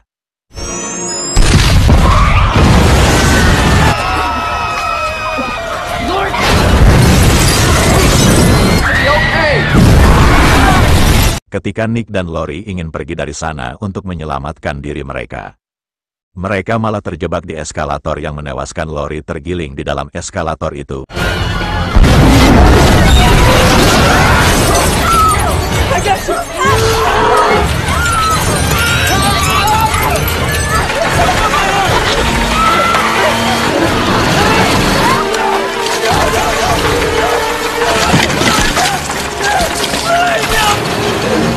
I mean, it's deja vu. My wife said they think. Dan ternyata kejadian itu belum terjadi dan itu hanya penglihatan dari Nick terulang kembali.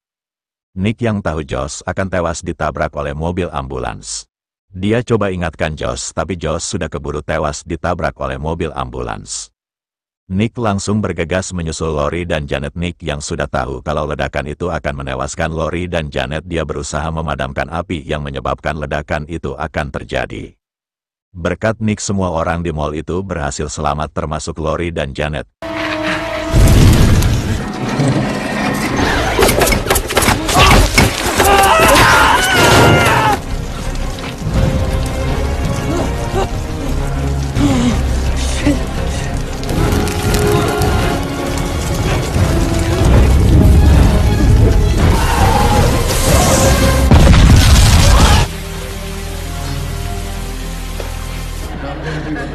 Dua minggu kemudian, Nick, Lori dan Janet nongkrong di sebuah kafe. Di kafe itu, Nick kembali merasakan firasat yang gak enak dan dia merasa ancaman kematian kembali datang kepadanya. Kemudian Nick berkata bagaimana kalau mereka tidak merubah apapun dan bagaimana jika mereka berada di sini berdasarkan rencana awal kematian lalu tiba-tiba. Right now was the plan from the beginning. Talking about. What if us being here?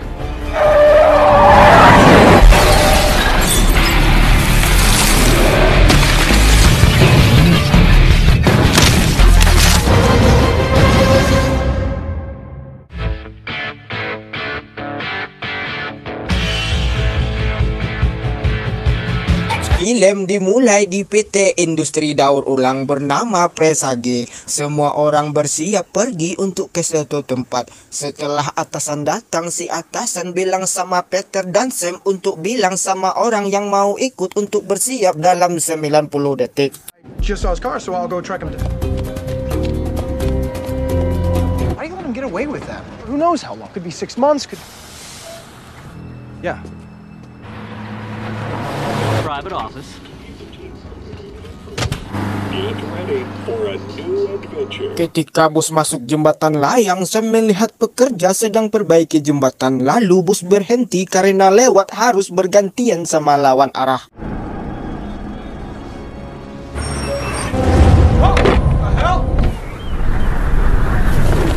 Tiba-tiba Sam merasakan getaran dalam bus, lalu jempolnya mengalami luka dan dia mendengar radio bus yang rusak. Karena alat potong pekerja terlalu keras, getarannya membuat jalan jadi retak. Hal itu membuat mereka di dalam bus keluar semua untuk menyelamatkan diri. Candace! Candace! Here!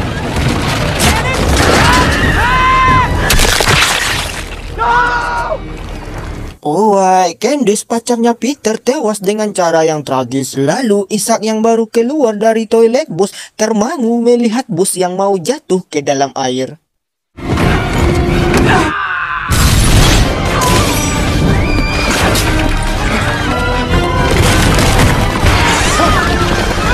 Over here! See the railing? Do it! You do it. Don't look down! Sedangkan Olivia ditabrak oleh orang lain membuat kacamatanya jatuh. Hal itu membuat dia susah melihat jalan. Olivia berteriak minta tolong, lalu Sam mendengar suara Olivia. Ketika Molly berhasil lewat, Sam langsung pergi ke tempat Olivia lalu menuntun dia melewati jembatan kecil yang sudah dilalui oleh Molly. Tapi nasib berkata lain. Come on, you're up there!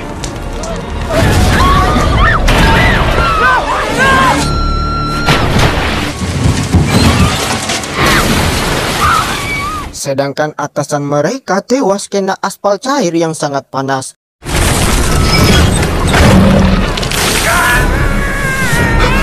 Lalu Nathan tewas kena hantam tali gantung jembatan.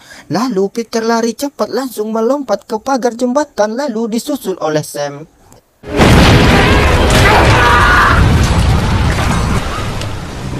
Peter dan Sam coba merangkak ke atas, tapi jembatan itu tidak mengizinkan mereka berdua untuk selamat. Ketika itu, mobil yang membawa Sam dan Bessie itu jatuh langsung mengenai mereka berdua.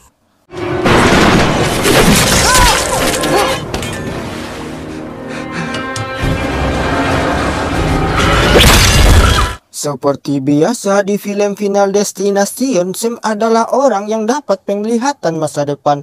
Seperti biasa juga kejadian sama terulang lagi. Seperti jempol Sam yang luka, lalu suara radio bus yang rusak. Tidak pikir panjang, Sam mengajak Molly keluar karena jembatan ini akan roboh. Tidak lama dari itu, benar saja jembatan itu pun roboh. Untung mereka semua yang tewas tadi di penglihatan Sam selamat semua. Peter, please, just follow! Come on, guys. He just snapped. What's going on? What the hell is going on out here?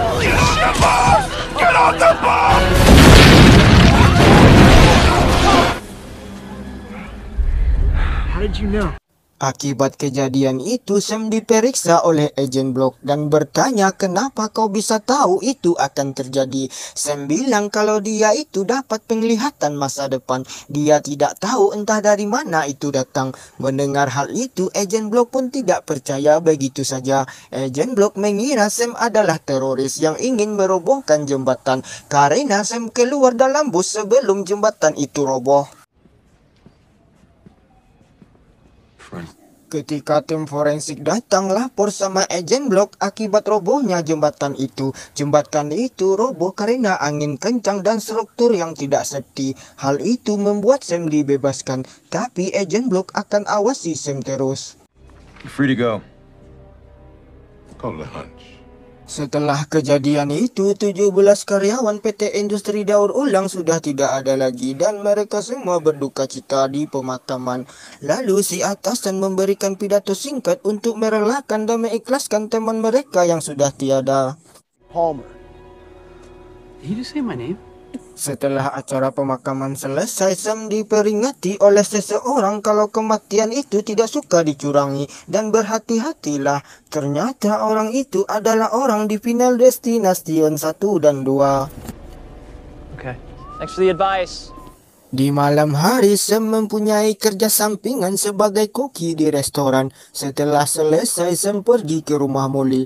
Fun fact, Sam dan Molly adalah pasangan. Alasan mereka putus karena Sam mau pergi ke Paris. Karena itu Molly tidak mau LDRan. What? What is it? You're what you love. I am. Singkat cerita, Peter temani Candice berlatih, tapi Candice merasa tidak percaya diri lagi karena kejadian di jembatan. Setelah diyakinkan sama Peter, Candice akhirnya percaya diri lagi. You got this.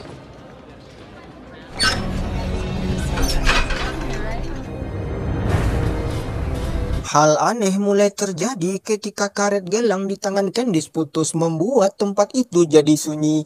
Lalu Candice naik ke atas kayu untuk menampilkan tari balet indahnya.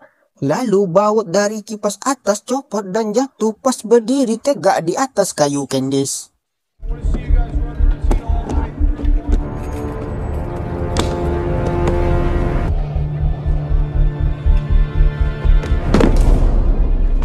That's it.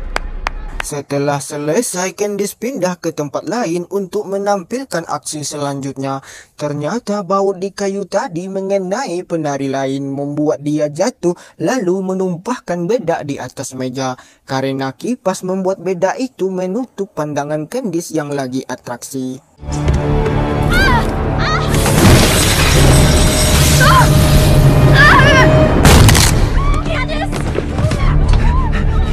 Mendengar kematian Candice, Sam langsung datang menemui Peter untuk menenangkan dirinya. Peter merasa tidak percaya ini karena Candice melakukannya dengan baik. Lalu Sam melihat lagi orang yang peringati dia di pemakaman.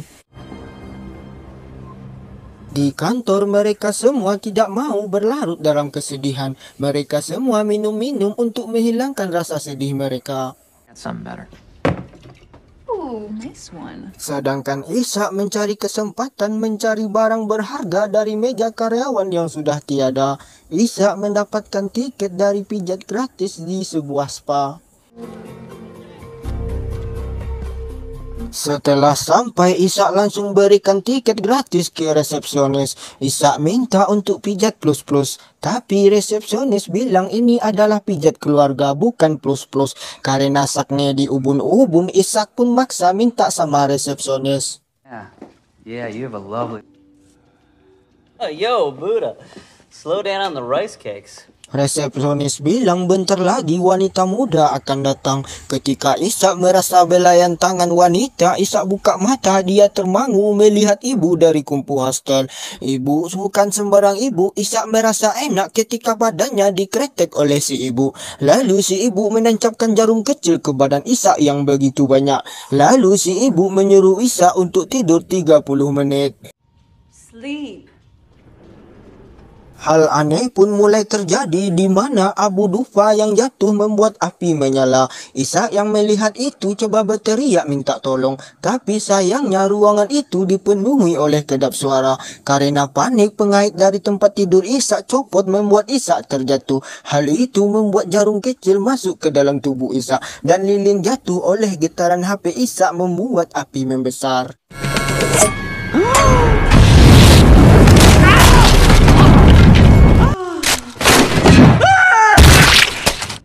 Guys, you're not gonna believe this.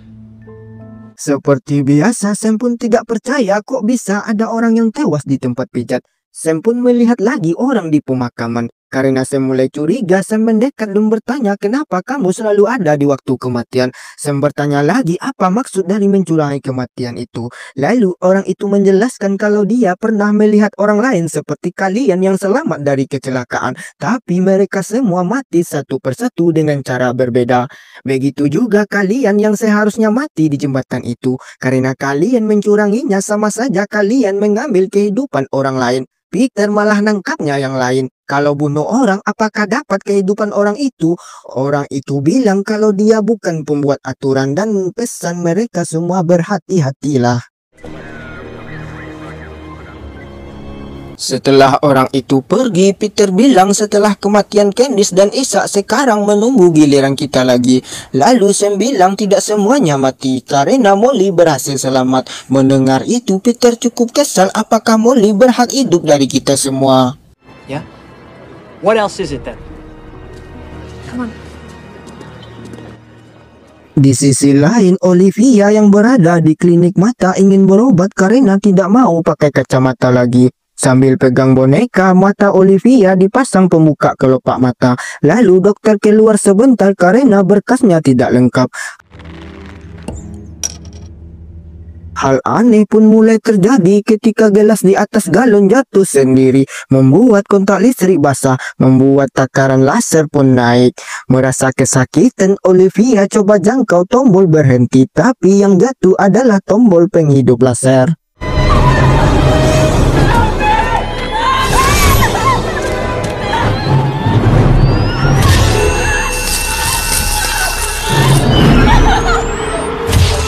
Ketika Sam dan Molly sampai, dia mendengar teriakan Olivia dalam ruangan.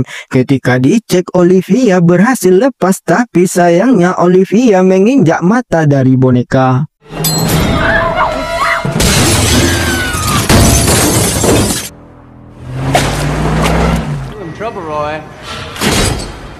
Di sisi Nathan, dia lagi cekcok sama karyawan bernama Roy. Karena Roy kesal karena Nathan memotong jam kerjanya. Hal itu gajinya pasti dipotong juga. Lagi cekcok begitu, Nathan melihat hal aneh. Pengait di atas mereka jatuh tanpa sengaja. Nathan menolong Roy membuat dia jatuh sama pengait.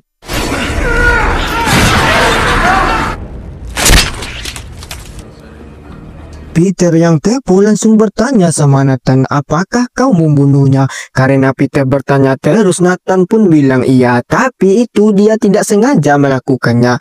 Peter merasa yakin dengan omongan pria kemarin. Setelah membunuh orang lain, kita dapat kehidupan orang itu. Sam pun menyela kalau kematian di jembatan pasti ada urutannya. Lalu atasan mereka datang. Sam bilang sama Molly di akhir waktu dia tidak tahu kapan waktunya. Dia ingin mengajak Molly makan berdua di restoran dia bekerja. I'll be okay. Di restoran, Sam menerima tawaran dari chefnya untuk magang di kota Paris. It's yours. Setelah restoran tutup, Sam mengajak Molly kencan di restoran. Sam bilang dia mengambil tawaran magang di kota Paris. Dia ingin mengajak Molly karena mereka berdua tidak mau berpisah. Tentu hal itu membuat Molly sangat senang. Peter cerita kalau dia hampir saja mau bunuh orang untuk mengambil kehidupannya, tapi dia tidak sanggup melakukan hal itu. Peter masih kecewa kenapa Candice dan dia tidak pantas hidup, sedangkan Molly pantas. Hal itu membuat Peter mau mengambil kehidupan Molly, tapi dihalangi oleh Sam. Go! Hide and I'll distract him when you can. Go! Repeat, shots fired, requesting backup, 1026 water. I don't want to die yet either. Not done yet, Sam. For a minute, all right?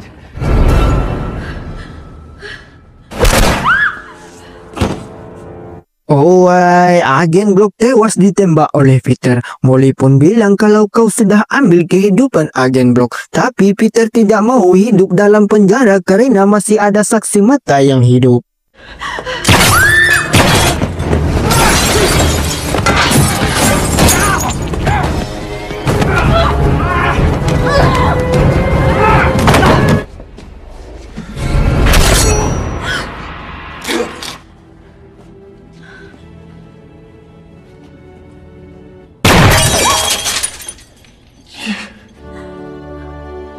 Dua minggu kemudian, Sam dan Molly berangkat juga ke Paris. Dalam pesawat, Sam melihat orang yang ribut. Bisa kita lihat semua kalau orang yang ribut itu adalah Carter dan Alex. Ternyata Sam dan Molly naik pesawat yang ditumpangi oleh Alex di final destination pertama. Terlihat di tiket pesawat Sam terlihat tanggal 13 Mei tahun 2000, penerbangan 180.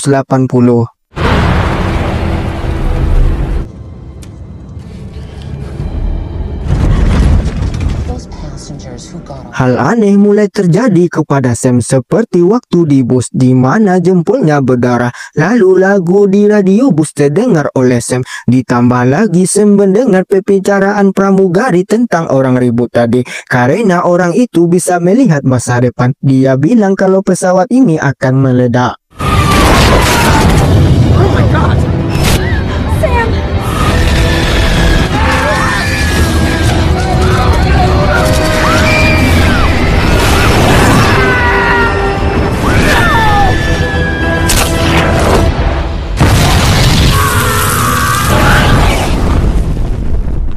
Di sisi Nathan yang masih selamat, dia berada di kafe bersama temannya. Dia lagi mengenang atas kematian Roy. Lalu temannya bilang kalau Roy lebih baik mati begitu, karena dia mengidap penyakit pembuluh darah di otaknya. Mungkin waktu dekat dia akan mati juga. Mendengar perkataan temannya, Nathan pun jadi was-was dan ketakutan. Dan tiba-tiba...